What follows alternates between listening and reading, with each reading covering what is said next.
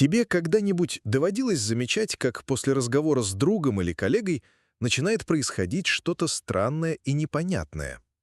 Окружающие вдруг меняют поведение, приятели становятся холоднее, сослуживцы перешептываются за спиной, а даже близкие и родные будто отдаляются.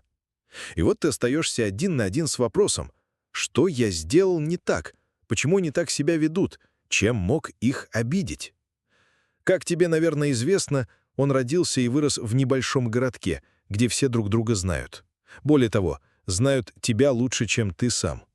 Там, где одно невзначай оброненное слово к вечеру становится достоянием всего двора.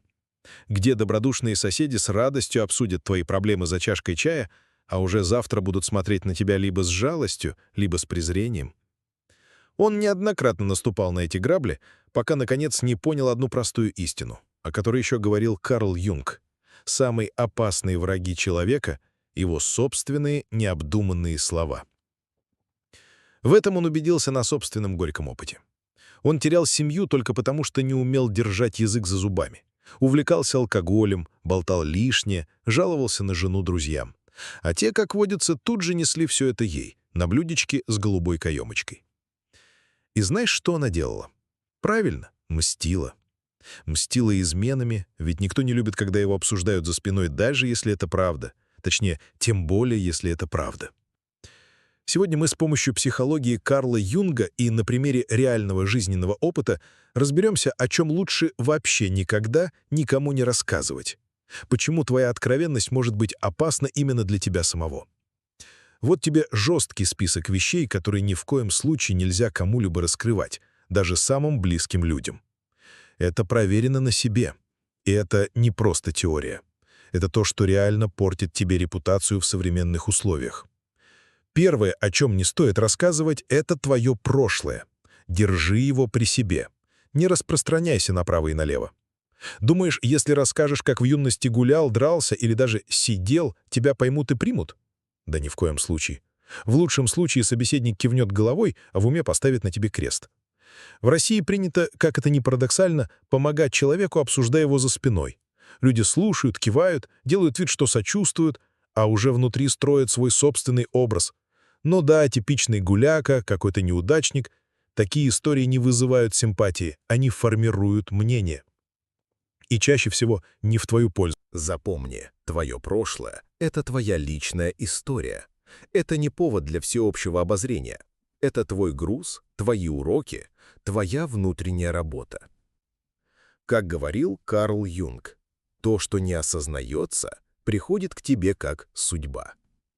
Если ты сам не разобрался в своих темных страницах, не жди, что это сделают другие. Они просто приклеят тебе ярлык. Он однажды рассказал приятелю забавную историю из конца 90-х, как они с пацанами забрали пару ящиков сгущенки со склада, и никто их так и не поймал. Смеялись тогда, все казалось безобидной шалостью. Думал, ну, свой же человек поймет. А через месяц о той истории знал весь район. И он заметил, как многие стали на него по-другому смотреть. Стало даже стыдно заходить в магазин. А еще через 3 года, уже на разводе, с первой женой, где был сложный судебный процесс о месте проживания ребенка, вдруг эта история всплыла снова. Судья с презрением произнесла: «Он же вор, как он может воспитывать ребенка?» И в ее взгляде сразу читалось: понятно, кто перед нами, очередной маргинал, ребенок остается с матерью. Вот так один разговор превратил его из отца в человека, с которым теперь и разговаривать было зазорно. Карл Юнг называл это тенью, той частью тебя, которую ты прячешь даже от самого себя. Но если ты ее не принимаешь и не прорабатываешь, она обязательно вылезет в самый неподходящий момент. Ты можешь измениться, стать другим человеком, но окружающие будут помнить тебя по старой версии, потому что прошлое — это клеймо, и ставит его не жизнь и не ты сам, а другие люди. Они еще и стараются как следует, больно, чтобы на всю жизнь. Твое прошлое — это действительно только твое дело. Не делись им с другими, не давай им козыри против тебя. Молчание не ложь, это твоя главная защита. Защита от сплетен, от предубеждений, от проблем. Была ли у тебя когда-нибудь похожая ситуация, когда именно твое прошлое мешало твоему настоящему? Просто потому, что ты когда-то сказал несколько лишних слов. Поделись своей историей. Ему будет интересно узнать. И не забудь подписаться на канал и поставить лайк, если тебе важны такие темы. Второй пункт в этом видео, о чем не стоит рассказывать людям, это твои слабости. И сразу страшный вопрос. Зачем ты сам превращаешь себя в мишень? Смотри. Допустим, ты кому-то признавался, что боишься темноты. Или что руки дрожат перед важной встречей. Или что сильно любишь кого-то так, что не можешь дышать. Или, например, что очень боишься ходить к стоматологу. Было у тебя что-то подобное? Ну и что тебе ответили? Наверняка что-то вроде «Да ладно, ерунда!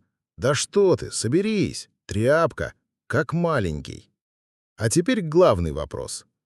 Тебе стало легче после этого или еще хуже? Думаю, ты сам знаешь. Стало еще хуже. Потому что в нашем мире слабость равна уязвимости, а уязвимостью обязательно воспользуются.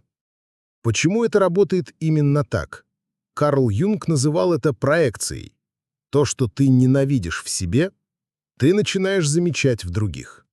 А то, в чем ты слаб, другие будут использовать против тебя. Он сам наступил на эти грабли так сильно, что до сих пор ходит с шишкой на лбу. Было время, когда он пил запоями. Реально, тонул. И однажды, в момент откровения, он признался тогда еще не очень близкому, но все же другу. «Я не могу остановиться. Мне страшно. Страшно, что моя жизнь станет скучной. Страшно, что я потеряю друзей. Страшно, что люди начнут говорить, что я какой-то не такой, раз не могу выпить со всеми. Страшно, что стану нервным. И много чего еще». И знаешь, что сделал этот человек? Правильно. Через неделю на встрече с общими знакомыми он уже громко смеялся. «Ха-ха, он сам мне так сказал». И вот что дальше. Эти люди перестали брать его в серьезные дела. Он же запойный, не справится. Даже просто вечером выпить или отдохнуть его больше не звали. А самое мерзкое, они искренне считали, что помогают. Так что же на самом деле происходит, когда ты решаешь поделиться с кем-то своими слабостями? Сначала ты показываешь свою уязвимость, и человек, даже не задумываясь, начинает воспринимать тебя как слабого. Затем он относится к тебе соответственно, а после и вовсе использует это в своих интересах. Ты думаешь, что такое бывает только у нас? Нет. Но в странах, где выживание стало словно видом спорта, слабость означает приглашение к атаке. Я говорю сейчас о бывших республиках Союза. Он прожил там больше 40 лет, повидал многое и заметил одну и ту же картину везде. Я имею в виду человеческие отношения. Что делать в такой ситуации? Юнг говорил, встреча с собой — это встреча с тенью. Однако раскрывать эту тень миру значит подвергать себя опасности. Когда ты открываешь свои слабости, ты не вызываешь сочувствия. Ты предоставляешь другим право осуждать тебя. Твои слабости — это твоя личная тайна. Не превращай их в публичное представление. Признай их перед самим собой. Работай над ними, но не выставляй на показ этот процесс. И главное помни, мир не любит слабых, потому что мир не больница, тут не лечат, тут добивают. К сожалению, такова реальность. Сказал, что боишься высоты? Завтра тебя начнут подшучивать по-дружески. Признался, что сомневаешься в себе? Люди станут давить. И так далее. Есть вещи, которые мы носим внутри, словно старые раны. Тихие, потерпевшие, почти забытые. Но стоит развязать этот узел, и все выплывает наружу. А потом оказывается, что эти болезненные места уже не только твои. Еще один пункт, о котором лучше молчать как рыба, это твои личные отношения. Расскажи, допустим, знакомому, что поссорился с женой, и сразу получишь поток добрых советов. Да брось ее, она тебя не стоит, все женщины одинаковые. А вот Машка из 5-го подъезда давно на тебя заглядывается. А через пару дней, бац, и твоя жена уже общается с тем, кому ты об этом рассказал. Кстати, его первая супруга была известна тем, что не прочь была пофлиртовать на стороне. Однажды он в гневе поделился этим с другом. Уже в тот же день она прилетела к нему с криком: «Мол, ты еще и при всех меня оскорбляешь». Развод получился жестким. Ты уже это знаешь. Карл Юнг объяснял все просто. Где отсутствует целостность, там обязательно возникает конфликт. Когда ты выносишь ссоры на публичное обсуждение, разрушаешь то самое священное пространство, которое должно существовать только между двумя людьми. Он прошел через 2 официальных брака, через 12 гражданских союзов. И знаешь, что их всех объединяет? Слишком много посторонних ушей рядом с личной жизнью. Однажды после особенно горячего спора он подружески пожаловался своей бухгалтерше на работе на жену. Всего пара фраз. Она меня не понимает, постоянно ноет, просит денег. Через 3 дня эта же коллега случайно встретила его жену в магазине и, конечно же, передала привет. А они как раз тогда помирились. Ты думаешь, она ему это простила? Нет, конечно. Они снова жестко поссорились. Но самое забавное, на следующий день та же бухгалтерша начала, мягко говоря, флиртовать с ним. Но это уже совсем другая история, которую он расскажет в отдельном видео. Я уверен, она многих из вас шокирует. Просто запомни раз и навсегда. Твои отношения — твоя крепость. Ее стены должны быть толстыми и глухими. Все проблемы решаются внутри. Не выноси мусор на улицу. Даже лучшему другу не обязательно знать, что происходит у тебя за закрытыми дверями, потому что любовь — это тайна, а тайны нужно беречь. Карл Юнг описал это явление лучше всех. То, что ты делаешь тайным, становится твоей судьбой. То, что ты выносишь наружу, становится твоим палачом. Когда ты делишься личными деталями своих отношений, ты не просто болтаешь, ты разрушаешь священное пространство между тобой и твоим партнером. Я знаю, о чем ты сейчас думаешь. Иногда так хочется просто выговориться. Да, хочется. Но запомни, лучшее лекарство для отношений — не сторонние беседы, а тихая работа над ними изнутри. Сталкивался ли ты с этим, когда казалось, вот сейчас выговоришься и станет легче, а в результате получила лишь удар в спину и новые проблемы? Если такое было, поделись своей историей. Уверен, она кому-нибудь обязательно поможет. 4-й пункт, о котором нужно молчать словно о государственной тайне, это твои планы на будущее. Хочешь открыть свое дело? Мечтаешь уехать из этого города? Не говори никому. Иначе услышишь: «Да у тебя не получится, ты же лузер, недотепа». Ой, ну ладно тебе, в твоем возрасте уже поздно что-то менять. Твоя мотивация сдуется, как проколотый шарик. И именно это самое страшное. После таких вот поддерживающих разговоров твоя мотивация действительно начинает испаряться. Карл Юнг объяснял это явление так. Когда ты озвучиваешь свои намерения, ты неосознанно отдаешь часть своей энергии тем, кто тебя слушает. Когда ему было 30, он решил бросить пить и начать новую жизнь. Первым делом рассказал об этом друзьям. Их реакция была предсказуемой. «Да ладно тебе, ты же всю жизнь просидел с бутылкой, куда тебе? Даже работу нормальную найти не можешь». И знаешь что? Он действительно сорвался. Не сразу, не в первый день, через неделю, но сорвался. Потому что каждое их слово словно гвоздь в крыло твоей мечты. По поводу таких случаев Юнг был категоричен. Настоящие изменения происходят в тишине души, а не в шуме чужих мнений. Твои планы — это твое топливо. Каждое сказанное направо и налево слово — это трещина, дыра в бензобаке. Не растратывай его на пустые разговоры.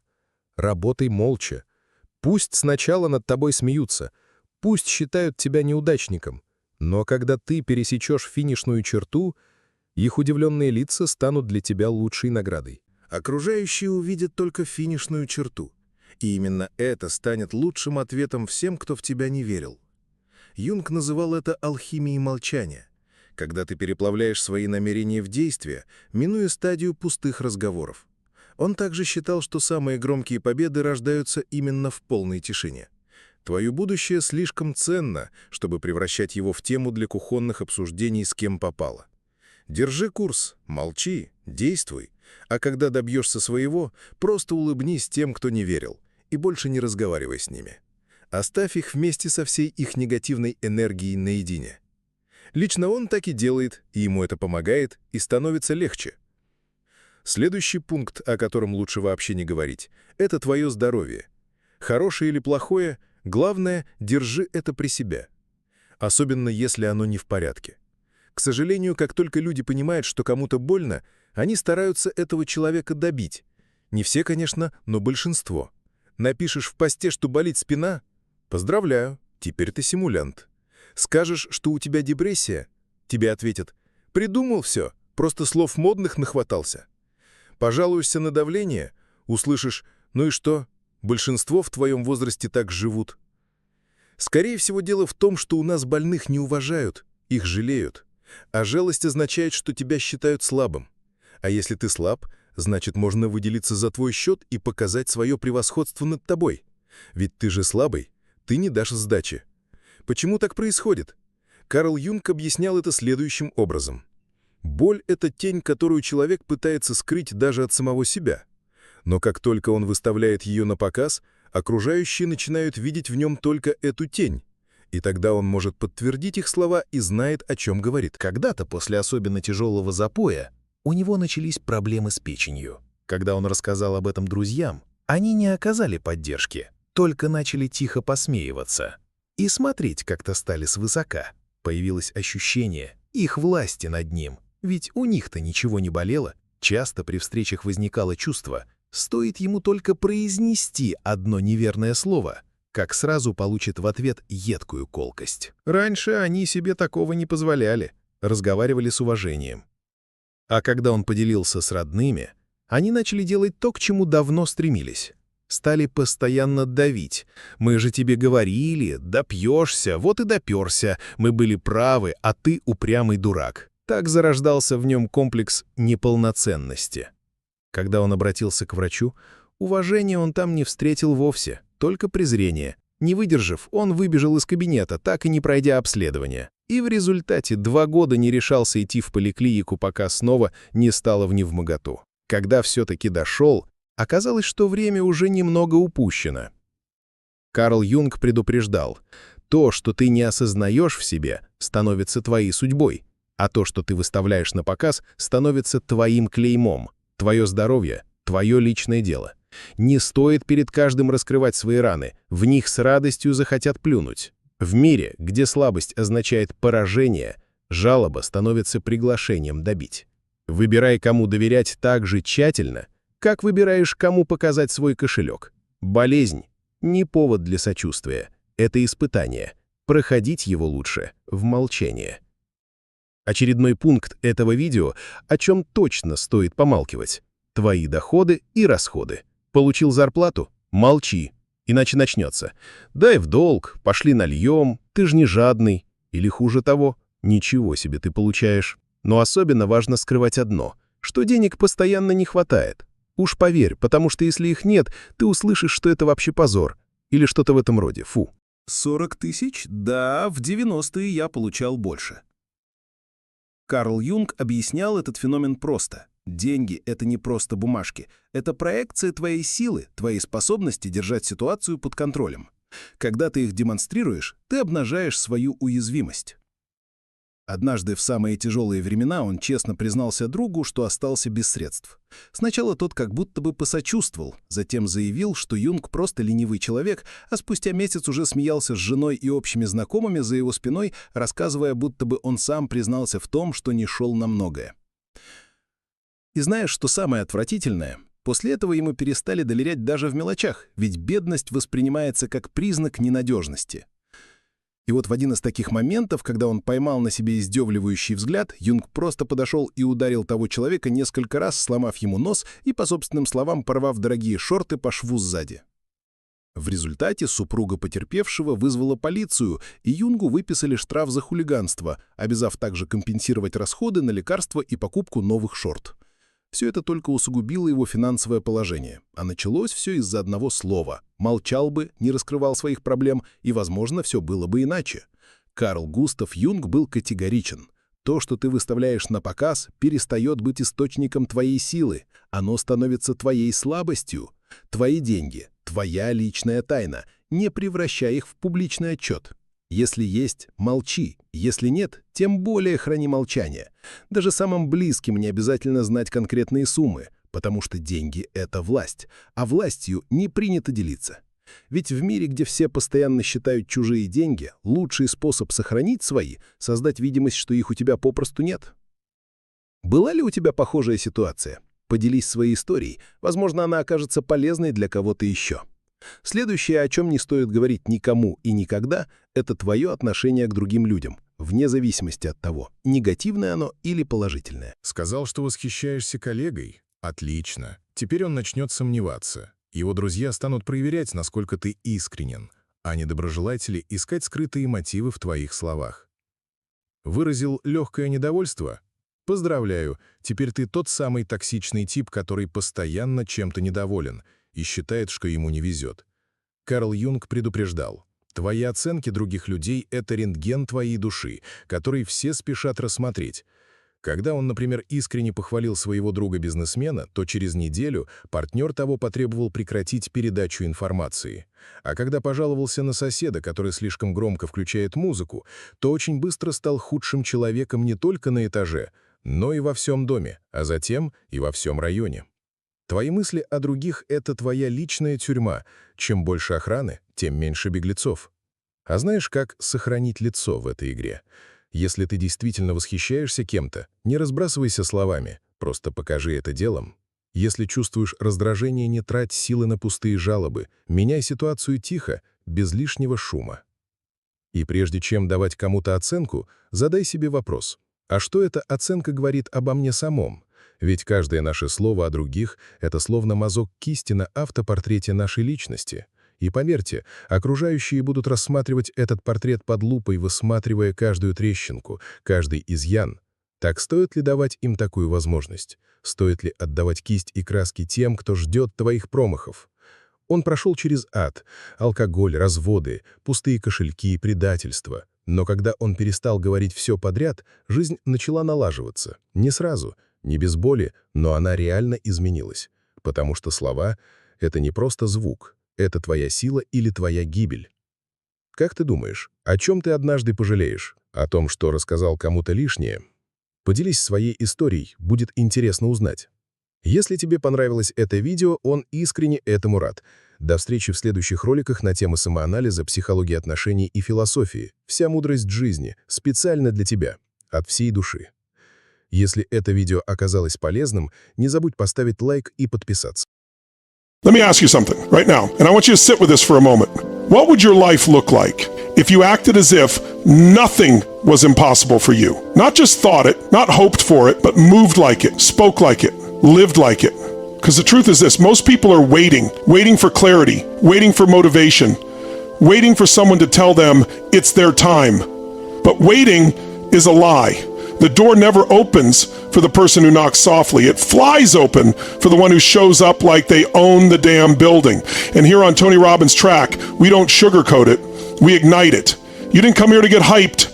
You came here to wake up, to remember what you already know deep down, that you weren't made to play small, fit in, or ask for permission.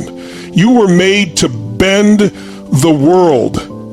And it starts the moment you decide to act as if nothing is impossible for you. 1, act as if nothing is impossible, because that belief changes everything. Everything you want in life starts with one radical shift, the decision to act as if. Not wish, not try, not dip your toe in the water. To act as if nothing is impossible for you, and to do it with such conviction that the world has no choice but to get in line. When you walk through life carrying the belief that anything is possible for you, something powerful happens. You break the invisible mental walls that most people build around themselves. Those walls aren't real. They're constructs made of fear, old stories, the opinions of others, the past, and cultural conditioning. Most people don't live inside cages built by reality. They live inside cages built by belief. And the most dangerous cage? the one that says, maybe I can't. You were not born with limitations. You were taught them. You were told to be realistic, to not get your hopes up, to stay in your lane. That's not truth. That's programming. And the antidote to that programming is action rooted in limitless belief. You don't wait to believe until the results come. You believe first. You act first. You move as if success is inevitable, because that energy creates alignment. That belief puts your body, your language, your tone, your decisions, all of it in a different gear. And that gear is power. They're constructs made of fear, old stories, the opinions of others, the past, and cultural conditioning. Most people don't live inside cages built by reality. They live inside cages built by belief. And the most dangerous cage, the one that says, maybe I can't. You were not born with limitations. You were taught them. You were told to be realistic, to not get your hopes up, to stay in your lane. That's not truth. That's programming. And the antidote to that programming is action rooted in limitless belief. You don't wait to believe until the results come. You believe first. You act first. You move as if success is inevitable, because that energy creates alignment. That belief puts your body, your language, your tone, your decisions, all of it in a different gear. And that gear is power. Acting as if doesn't mean faking it. It means embodying the future version of yourself now, before the results show up. That version of you who's already built the business, created the relationship, led the movement, changed the world. They're not more special than you. They're just closer to decision. They're not waiting for permission to rise. They've already declared who they are. And that's what you have to do. Declare that you're the kind of person who takes massive action. Declare that setbacks don't shake you, because you're operating from a belief system where nothing is impossible. The moment you shift from I hope to I am, from I'll try to I must, your psychology transforms. And when your psychology shifts, your results shift. You see, the universe doesn't give you what you hope for. It responds to what you expect. When you expect miracles, you don't walk like a victim. You don't speak like someone waiting to be saved. You own your space. You walk into a room and people feel something because your energy has weight. And that weight comes from belief. Think of the people who have changed the world. They weren't waiting for proof that something was possible. They weren't looking for permission. They acted like their vision was already real. And eventually, the world just caught up. The only thing standing between you and everything you want is a decision. A decision to drop the doubt.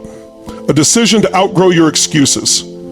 A decision to stop listening to the old identity that says, be careful, don't go too big, what if you fail? Forget that voice.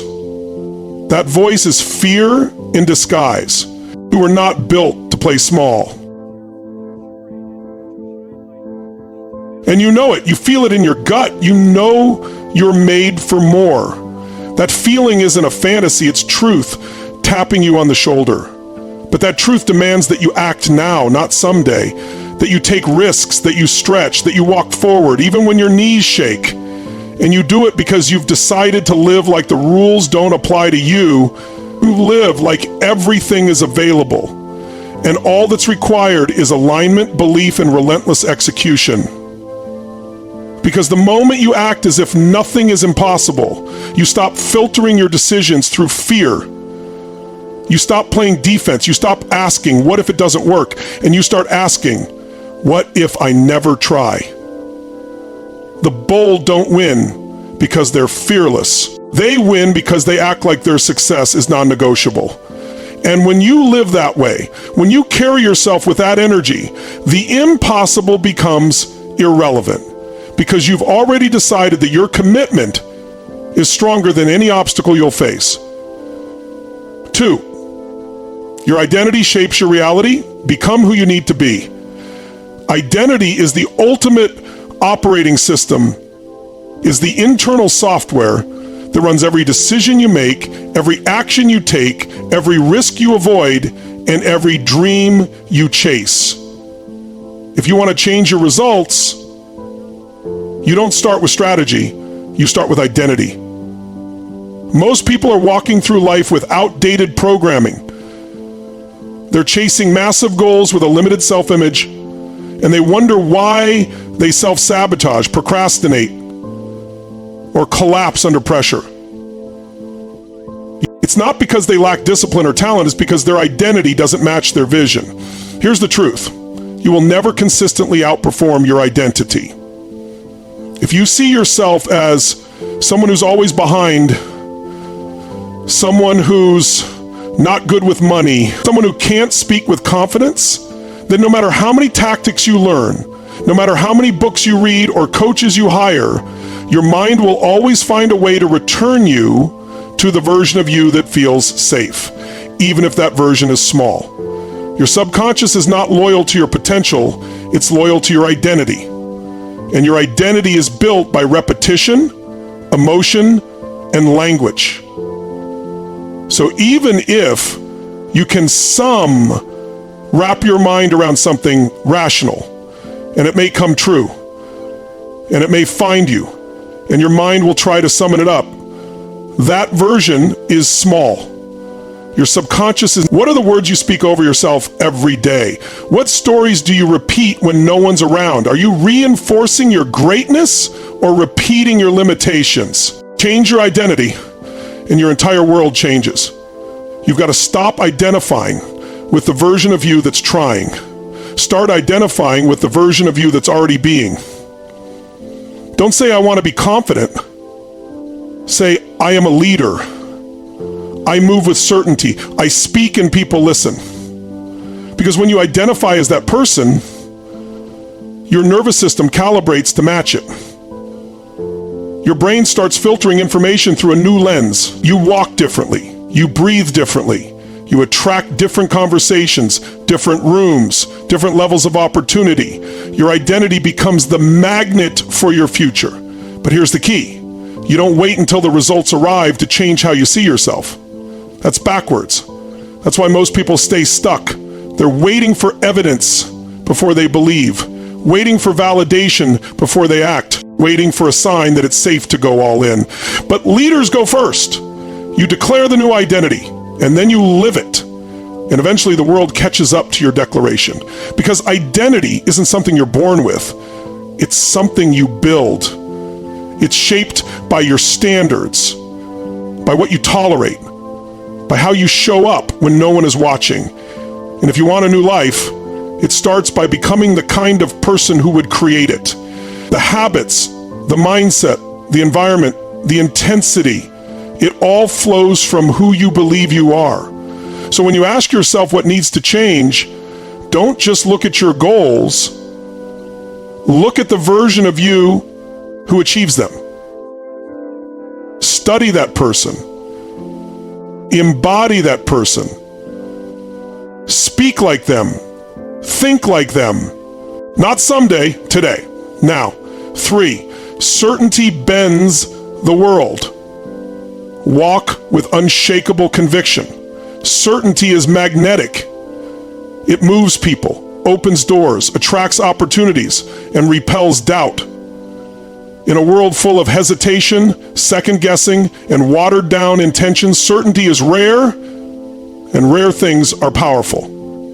When you operate from deep conviction, you don't just influence your environment, you bend it. People feel it. Life responds to it. The universe starts to shift in your favor the moment you decide to own your space without apology. It's not arrogance. It's not pretending. It's not putting on a mask. It's about choosing to operate from an unshakable inner knowing. A knowing that says, I belong here. I was built for this. I don't need a guarantee. I am the guarantee. The truth is, most people are looking for certainty in the wrong places. They want guarantees from the economy, from other people, from their circumstances. But external certainty is unstable. It's fleeting. It fluctuates. The kind of certainty that bends the world doesn't come from what's happening outside of you. It comes from what you've decided internally. You've got to get to the place where you're so aligned with your mission, your purpose, your intention, that no external condition can override your internal clarity. Because life doesn't give you what you want, it reflects who you are being. And if you're showing up as someone who moves hesitantly, who's waiting to be validated, who's looking around to see if it's safe to be bold, the world will mirror that back to you with hesitation, resistance, and delay.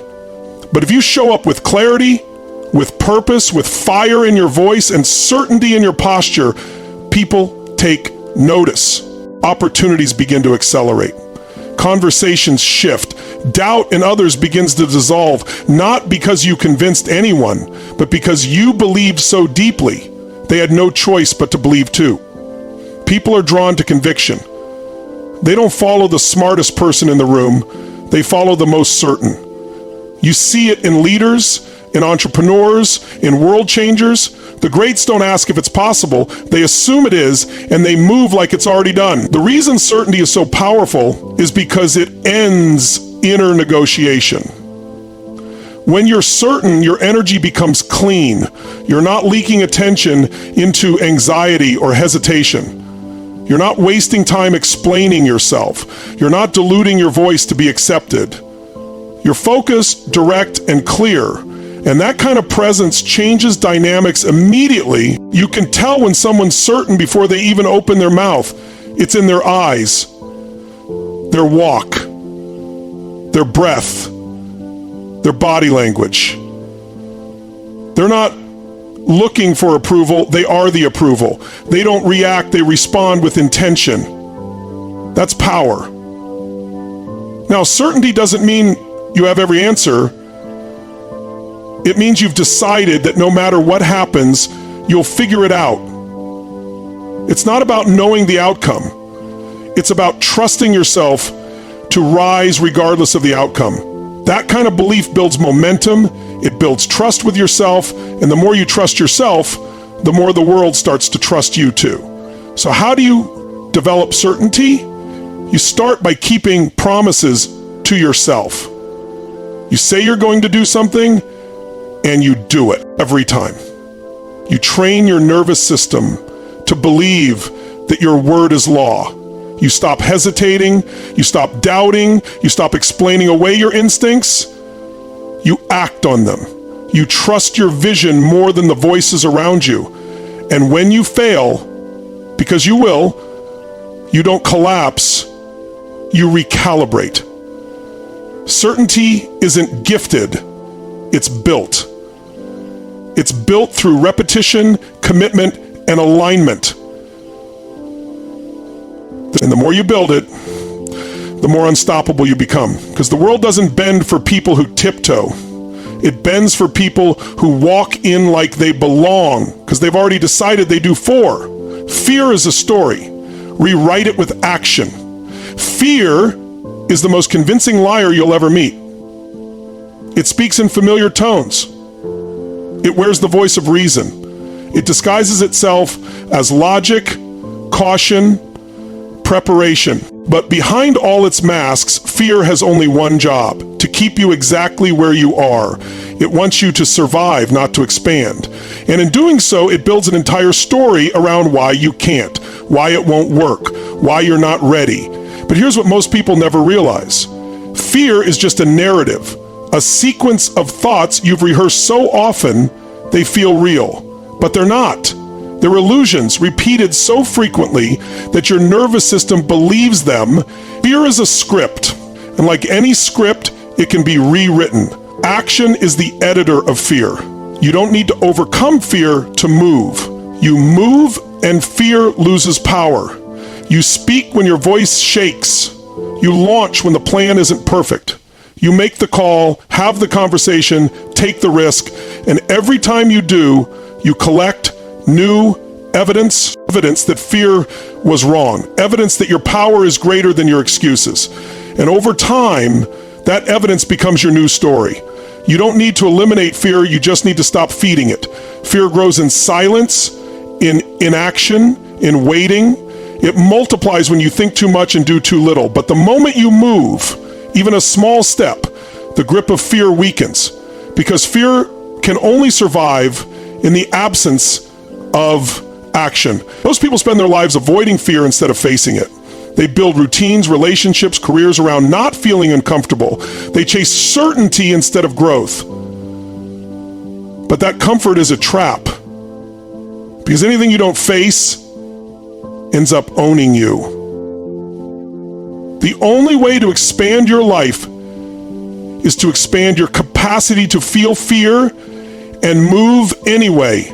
The strongest people you know, the ones out there building empires, leading movements, making an impact, they don't feel less fear than you. They've just stopped worshiping it. They stopped letting it vote. They made fear irrelevant to their decision-making process. Fear's voice is loudest right before you break through. It gets louder as you get closer to a breakthrough. That's not a sign to stop. That's a sign you're on the edge of growth. And if you can lean in, not pull back, you gain something fear never wanted you to have. Evidence that you can't be stopped. You have to start asking different questions. Instead of, what if I fail? Ask, what if I fly? Instead of, what if they reject me? Ask, what if I influence them? Flip the script. Take control of the narrative. Because fear will always offer you worst-case scenarios. But courage lets you see the other side, the vision, the reward, the expansion. And every time you choose action over fear, you cast a vote for a stronger version of you. A version who is no longer chained by doubt. A version who leads. A version who speaks truth, even when it shakes the room. Fear doesn't go away, but it does get quieter when it realizes you're not listening anymore. 5, you move first. Life follows your lead. The moment you realize that life isn't reacting to you, but reflecting you, everything changes. Most people sit and wait. Wait for the sign. Wait for permission. Wait for things to line up perfectly so they feel safe to move. But life doesn't reward the one who waits, it rewards the one who initiates. You have to move first. Speak first, decide first, believe first, act first. And when you do, you set a new standard not only for yourself, but for the way life responds to you. You are the thermostat, not the thermometer. A thermometer reflects the environment. It waits to see what the conditions are before reacting.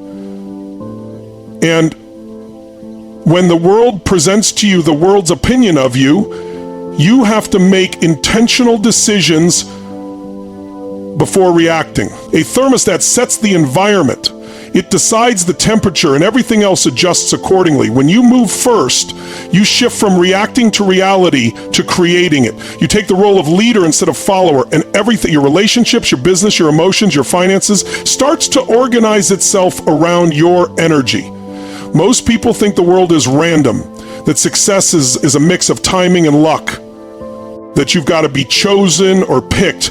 But the truth is, the world responds to signals. And when you send the signal that you are serious, that you are clear, that you are not here to play small, things begin to accelerate. People start noticing. Opportunities start appearing. Not because anything outside changed, but because you did. You see it all the time. Someone decides they've had enough of playing small, enough of tolerating mediocrity, enough of listening to their own excuses. And they move, not knowing how, not having all the answers, not having it figured out, but they move anyway. And suddenly, momentum shows up. Suddenly, resources they didn't know existed begin to appear. Doors open. People call. Life starts responding in real time to the signal they're broadcasting because they went first. Movement is energy. Energy activates life. When you hesitate, you send confusion. When you doubt, you send hesitation. But when you act, even when it's messy, even when it's not polished, you create a wave of clarity that cuts through the noise. It's not about perfection. It's about motion. Because motion builds clarity, not the other way around. You've got to stop waiting for proof. Stop waiting to feel ready. Stop waiting for the plan to be perfect. Life doesn't give you clarity before action. It gives you clarity because of action. You learn by doing. You grow by moving. You evolve by stepping in. You've got to trust that every step you take forward expands your awareness, builds your capacity, and opens new doors you never could have predicted from the sidelines. And yes, sometimes you'll move in the wrong direction. Sometimes it won't go as planned. That's not failure, that's feedback. That's data. That's momentum disguised as challenge. Because even a misstep carries you further than standing still. The cost of inaction is always greater than the cost of a mistake. When you move first, you build trust with yourself. You build a reputation with your own mind that says, I can count on me. That trust becomes confidence. That confidence becomes courage. And that courage builds a new identity, an identity of someone who leads, someone who goes first, someone who doesn't wait for the right moment because they create the moment. And once you start moving, life starts to move with you. Not because circumstances got easier, but because you got stronger. Because you stopped outsourcing your power, because you stopped asking for permission to take up space, because you stopped waiting for the conditions to be right and decided that you are the condition. 6, stop negotiating with your potential. Demand more from yourself. You already know what you're capable of. You've felt it in flashes, in moments of clarity, in glimpses of brilliance, when you weren't overthinking, when you weren't apologizing for your greatness, when you weren't shrinking to make others comfortable. In those moments, you met the real you, the version of you that doesn't ask, doesn't hesitate, doesn't settle, and deep down, you know that version is real. But instead of owning it every day, you've been negotiating with it. Negotiating with your potential sounds like this. Maybe later. I'm just not ready yet. Let me wait until things slow down. Let me figure it all out first. It's the internal dialogue that rationalizes average, that justifies delay, that lets you off the hook one more time. And every time you negotiate, every time you shrink, every time you lower the standard to match your mood instead of raising your mood to match your standard, you reinforce a pattern. That pattern becomes identity. And that identity becomes the limit of your life. You can't live an extraordinary life with ordinary effort. You can't expect exceptional results while doing what's comfortable. You can't tap into the greatness inside you while still bargaining with it. Potential doesn't respond to negotiation. It responds to demand. When you demand more from yourself, when you raise your standard, when you decide that average is no longer acceptable, your world begins to shift. It's not about hustle culture. It's not about doing more for the sake of doing more. It's about being more, thinking more clearly, acting with intention, holding yourself to a level where excuses don't live, where the story of your past doesn't dictate the capacity of your future, where you are no longer interested in comfort if it costs you your calling. There is a version of you that is unrecognizable to who you are right now. That version doesn't skip the reps. That version doesn't flinch in discomfort. That version is relentless, focused, awake. That version is already inside you. But that version doesn't show up when you feel like it. That version shows up when you demand it.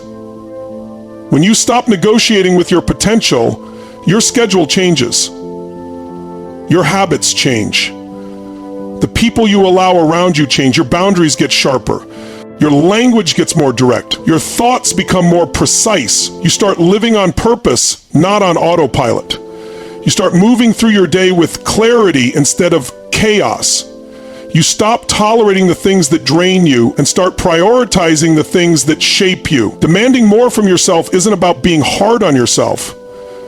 It's about loving yourself enough to refuse to settle. It's about recognizing that the world doesn't give you what you ask for. It gives you what you insist upon through your actions, your standards, your consistency. And when you start showing up differently, not just on the days you're inspired, but on the days you'd rather hide, that's when the shift happens. You begin to build grit. You begin to sharpen your edge. You begin to realize that discipline is freedom. That commitment is clarity. That high standards are not pressure, they're purpose. You don't chase motivation because you've already made the decision. You don't need to feel like it. You've already committed to becoming it. And the more you demand from yourself, the less you tolerate distraction, delay, or drama. You operate with urgency, not anxiety, urgency. You understand that this life, this window of opportunity, is not unlimited, that your calling doesn't wait forever. And you show up with the fire of someone who knows they're on a mission because you are. 7, confidence isn't a gift. It's a decision repeated daily. Confidence doesn't fall from the sky or arrive wrapped in validation. It's built step by step through choices that reinforce your power. It's a decision to back yourself before the world does. Every time you do the thing you feared, speak up when it's uncomfortable, show up when you'd rather hide, you're casting a vote for confidence. You train your nervous system to trust your own leadership. Confidence is not ego, it's certainty in motion. It's the result of showing up consistently, doing hard things repeatedly, and proving to yourself that you can rely on you. It doesn't come from waiting, it comes from doing 8. The world responds to energy. Show up like you belong. People feel you before they hear you. They read your energy before they register your words. When you walk into a room with ownership, alignment, and certainty, the world adjusts. Energy doesn't lie. If you show up like you're unsure, hesitant, or apologizing for your existence, the world mirrors that energy back. But if you walk like you belong, speak like your words matter, act like your presence carries value, that's what gets returned. The external reflects the internal, and the internal is fully in your control. You decide the energy, you decide how you show up, the world simply matches it. 9, balance is for the stagnant. Momentum is your power. Balance sounds safe, but for most people, it's a disguise for playing small. Growth doesn't happen in the comfort zone, it happens in motion. Momentum is what sharpens your edge, forces clarity, and pulls the best out of you. When you're in momentum, you don't need perfect plans, you just keep moving. You adapt, adjust, evolve. Balance tries to keep all parts equal, but greatness demands that you tip the scale, go all in, and risk being stretched. It's not about burnout. It's not about resentment. There's a saying in the motorcycling industry, people say there's only 2 types of people, all in and risk being stretched. It's not about burnout. It's not about resentment. Greatness doesn't happen by accident. It happens by design. It's about choosing progress over perfection and movement over maintenance 10. You weren't made to fit in, you were made to lead. There's a reason you've always felt like you didn't quite belong in certain spaces. You weren't meant to blend in. You were built to disrupt, to elevate, to create change. Leaders aren't always the loudest. They're the most aligned. They move with vision, not validation. You weren't born to echo other people's voices. You were meant to speak your own. Fitting in may feel safe, but leadership feels alive. It starts when you stop hiding, start deciding, and refuse to dim your light to match the room. You've just been given the blueprint, not theory, truth. Not motivation, activation. You now know what happens when you flip the switch. You stop waiting for life to move and realize you move first. and life responds. You stop asking for confidence and start building it through decisions repeated daily. You stop worshiping balance and start using momentum as your power. You stop negotiating with your potential and finally demand more from yourself. And most importantly, you stop shrinking to fit in and remember, you were made to lead. Every one of these principles isn't something you just write down. They're meant to be installed into your identity. You don't need another quote, another playlist, another talk. You need to decide that this is the day you never go back. Because once you think like this, once you act like this, the world doesn't just notice you, it bends to you. If this fired you up, then lock it in, replay it, live it, and if you're ready to keep rising, keep evolving, and keep dominating, subscribe to Tony Robbins' Track for the Mindset that shapes the few who lead the many. Be unshakable. Be unstoppable. Let's go.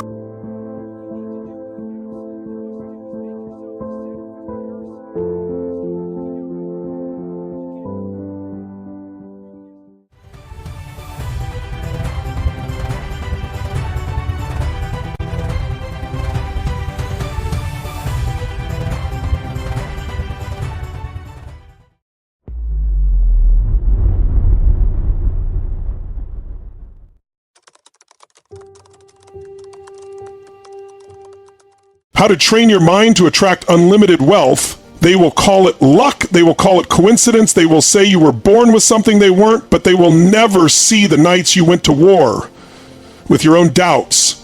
The mornings you woke up with nothing but a vision and a fire in your chest. Wealth does not respond to wishes. It bows only to those who command it. With the full force of their mind, focused, relentless, and unshakably clear. You were not born to be average.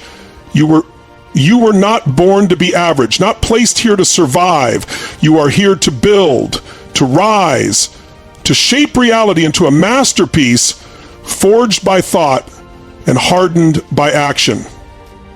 But here's the truth that no one will tell you. Wealth is not something you chase. It's something you attract by becoming the person who deserves it, by training your mind to think, act, and believe like the person who already owns the fortune, if you can hold the image of your success so vividly that it burns behind your eyelids, if you can discipline your... This is not about getting rich quick thoughts with the precision of a master craftsman. Then wealth will not resist you. It will flow to you with the same certainty that the sun rises, because it has no other choice. This is not about getting rich quick. This is not about some secret shortcut. This is about becoming the kind of person who wealth is magnetized to because of who you are, what you believe, and how you think. Every fortune started with a thought. Andrew Carnegie had a thought that steel would build the future. Thomas Edison had a thought that darkness could be replaced by light. Henry Ford had a thought that the automobile was not just for the wealthy, but for every man who dared to dream. They trained their minds to obey their vision, to ignore the noise of the world and follow the music only they could hear. And that is the beginning of wealth. You see, your mind is the command center. The command center, it is the soil from which all results grow. If it is filled with fear, doubt, and distraction, then no amount of hustle will save you. But if it is saturated with belief, clarity, and burning desire, then not even 1,000 failures can stop you. Wealth is first created in the unseen. It begins in silence, in solitude. It is born the moment you decide that your life will be something extraordinary, and you back that decision with faith that never bends. But faith alone is not enough. You must think, not loosely, not casually, but deliberately, with discipline, with direction. Most people are like radios tuned to static, picking up every frequency of fear, failure, and mediocrity. They wake up reacting. drifting, surrendering to whatever life throws their way, and then they wonder why wealth avoids them, why nothing changes, why opportunity seems to knock on every door except theirs. The answer is simple. They have never trained their mind, never claimed authority over their own thoughts, never decided with absolute conviction that they would be the one who rises. You must become ruthless in guarding the temple of your mind. You must choose what you let in. Your mind enters your life like a king guards his castle, because what enters your mind enters your life. Do you fill it with doubt, with gossip, with scarcity, or do you saturate it with purpose, with vision, with the sound of your future calling your name? The wealthy think differently. They do not look at what is, they look at what could be. They do not ask, can I afford this? They ask, how can I create it? They do not see problems as obstacles. They see them as puzzles waiting to be solved by the sheer force of will. And they do not fear failure. They feed on it, because failure to them is not defeat. It is data, it is direction, it is refinement. So how do you begin this transformation? You begin by reclaiming your mind. You wake up before the world begins to scream. You find silence before the chaos. You sit with your thoughts and you decide what kind of life you are building. You do not let the news or the how-do. You begin this transformation. Opinions of others or yesterday's failures. Write today's story. You write it. You author it. You design it like an architect designs a skyscraper, not haphazardly, but with intention. Every morning you rise. You program your mind with clarity, not I hope I make it, but I will. Not I wish I had more, but I am becoming more. Not someday, but today is the day. I move. The wealth you desire is not outside of you. It's waiting on the other side of your discipline. Train your mind to see abundance in the smallest places. Train it to focus. When the world tries to distract you, train it to persist when everyone else folds. You do this daily, not once, not occasionally, but every single day, because success is not a destination. It is a rhythm, a pulse, a habit. You will be tested. Mental frequency. You lock into, and when you do, the world begins to bend. Now listen, you will be tested. Life will throw storms at you. People will doubt you. You will fail more times than you can count. But if your mind is trained, if it is forged in the furnace of faith, discipline, and action, then nothing can break you. And that is when wealth begins to find you, not because you're lucky, but because you've become the kind of person wealth trusts. Do not be deceived by appearances. The world will show you glitter and old fast cars and quick wins. But those are the fruits, not the roots. The roots lie buried in the unseen work, the unglamorous habits, the silent hours where no one is watching, and yet you show up anyway. Wealth is a frequency, and your wealth is a frequency, mind, is the transmitter. You are either tuned to prosperity or you are broadcasting poverty without knowing it. Listen carefully. Scarcity is a virus of the mind. It spreads through words like, I can't, that's too much. People like me don't get that. Every time you say it, even in jest, you reinforce change you were never meant to wear. But abundance begins with a whisper, a quiet voice that says, there is more, there is enough, there is a way. The greats, they listened to that voice. They followed it through the dark. When no one else believed because they knew something you must now know. The mind of wealth that is trained to believe in abundance will always find it, not because it's easy, but because it is inevitable. Edison failed over 10,000 times to invent the light bulb. Was he delusional? No, he was devoted. He trained his mind to see each failure not as an ending, but as a step forward. That is the mind of wealth. Disney was told he lacked imagination. He was fired, rejected, broke. But he had something most people never even consider, a mental blueprint so vivid, so alive, that he could already walk through the gates of Disneyland in his mind long before the world caught up. You must do the same. You must build the vision in your mind first. Make it so real, so tangible that when the world calls you crazy, you smile because you've already seen the promised land. This is not fantasy. This is mental discipline, mental toughness, mental alignment. When your thoughts, your how to attract wealth, emotions, and your actions are in agreement, the world begins to bend in your favor. You do not attract wealth by begging it to come. You attract it by becoming undeniable, by becoming so valuable, so clear, so aligned with purpose that the universe has no choice but to respond. That is not philosophy. That is law, like gravity, like time. Clarity is the beginning of power. Until you know exactly what you want, your mind will scatter like dust in the wind. The man who knows what he wants and believes he will have it already holds power the world cannot understand.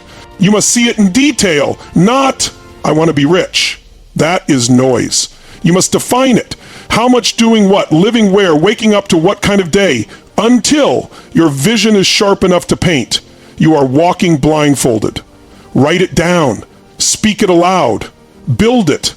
So how the wealthy live, vividly, that your mind cannot distinguish between vision and reality. Because once your subconscious accepts it, your body will begin to move in alignment. That is how the wealthy live. They act from the identity of their vision, not their current circumstance. They do not wait for the bank account to rise before they think like an owner, a leader, a creator. They think like that now. Because wealth is not a result, it is a reflection of your mindset, a reflection of your standards, a reflection of what you tolerate and what you demand of yourself. Raise your standards and watch your results transform. Refuse to speak as if you are broke. Refuse to think in limitations. Refuse to hang around those who poison your mind with doubt and smallness. Environment matters. Your surroundings feed your subconscious more than you know.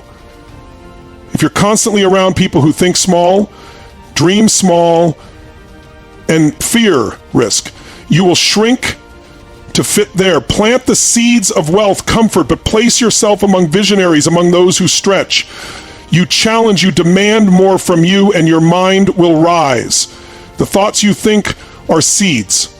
Every day, you water them with emotion, you feed them with focus, you grow them with repetition. Plant the seeds of wealth. Plant the seeds of abundance. Plant the thoughts that say, I am worthy, I am capable, I am building something that will outlive me. And then get to work, not just work in the physical world, but mental work. Daily affirmations, daily visualization, daily mental conditioning. This is where most people fail. They set goals, but they don't rewire the mind that created the lack in the first place. You cannot remove the scarcity software, scarcity with more hustle alone. You solve it by removing the scarcity software from your operating system, delete it, uninstall it, and upload the truth that you are the creator of your reality, that wealth is not outside of you, it is waiting inside your potential. It is waiting for you to believe. You cannot outperform your own self-promotion. If you see yourself as a struggler, a survivor, a victim, then wealth will never stay, even if it arrives. But if you see yourself as powerful, as a builder, as someone who adds massive value to the world, then wealth will stick to you like gravity, because wealth goes where it is welcomed, where it is respected, where it is expected. Now hear me. This isn't about arrogance. This is about alignment. You are not saying, I deserve wealth because I am special. You are saying, I will train my mind to become. Why you must build wealth?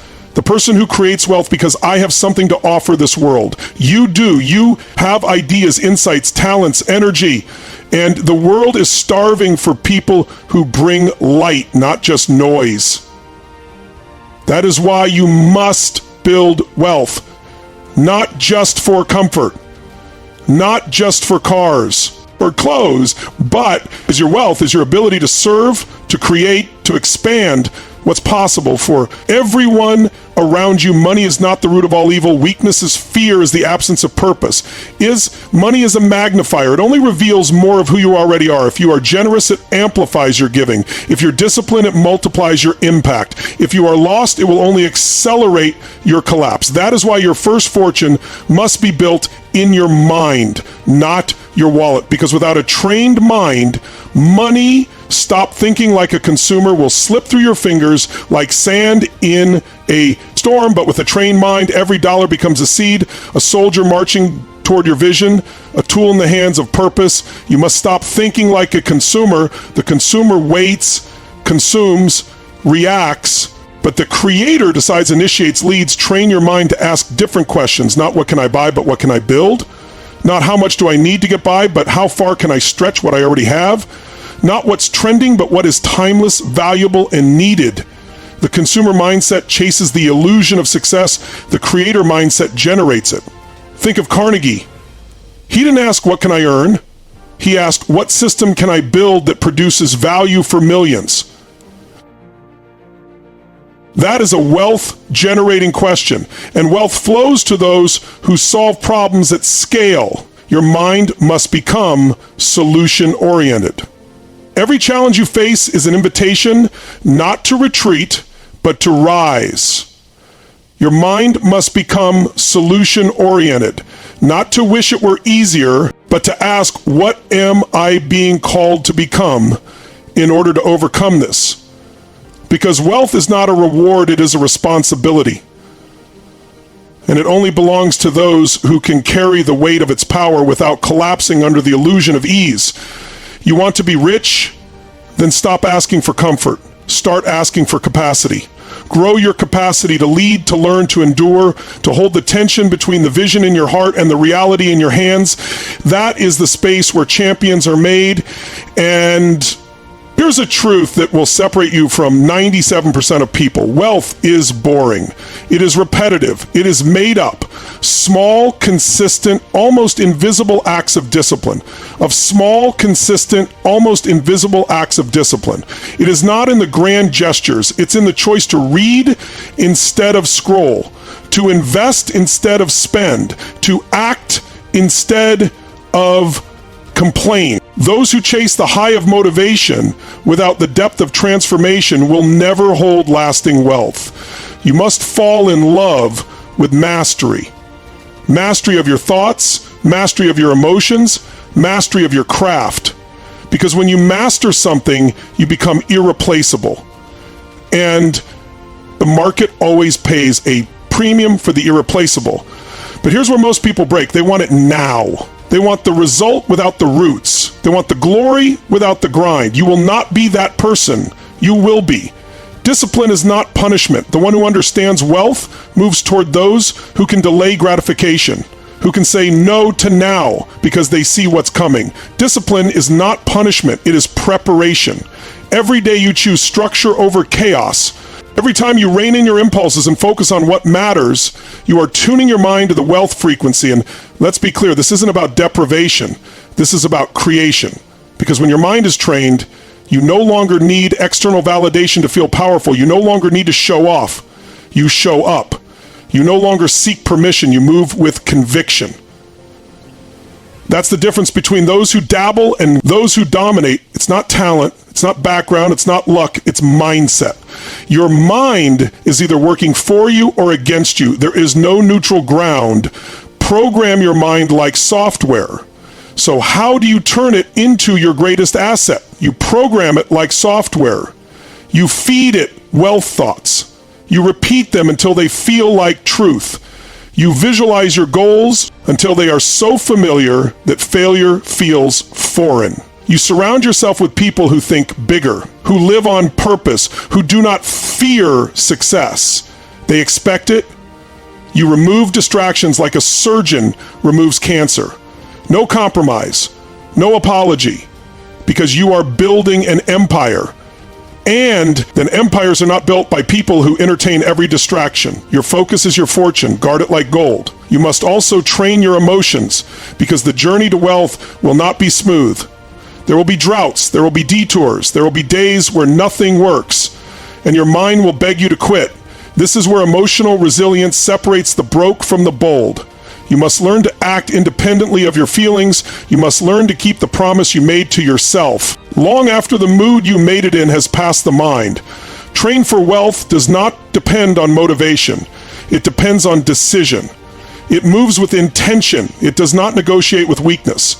And when the storm comes, you must remember this. You are not the storm. You are the force that walks through it. With every setback, you get sharper. With every failure, you gain feedback. With every rejection, you refine your edge. This is how the wealthy think. They do not fear loss. They use it. They do not run from adversity.